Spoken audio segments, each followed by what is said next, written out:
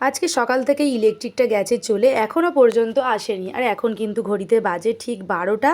আর আমার রান্না বান্না করতেও দেখো আজকে কিন্তু একদমই দেরি হয়ে গেছে। আর এই গরমের মধ্যে যদি ইলেকট্রিক না থাকে কেমন অবস্থা হয় বলো তো তোমরা। আর আমরা যারা বাড়ির বউয়েরা আছি, যতই গরম হোক কষ্ট হোক যাই হোক, রান্না বান্না করতেই হবে, ঘরের কাজ করতেই হবে, আমাদের আর ছুটি নেই।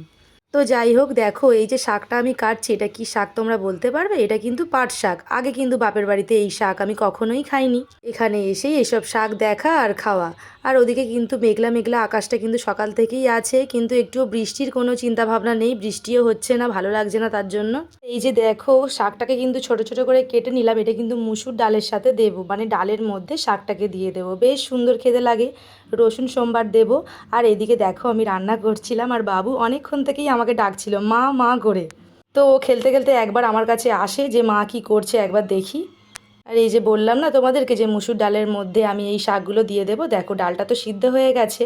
আর এবারে কুচোনো যে পাট শাকটা রেখেছিলাম সেটা কিন্তু এই ডালের মধ্যে দিয়ে দিলাম। এবার এটা ফুটতে থাকবে, একটু ঢেকেও দেবো। আর ডালটা কিন্তু লাস্টে একটু ঘি আর চিনি দিয়েই নামাবো, রান্নাটা কিন্তু শাশুড়ি মায়ের থেকেই শেখা।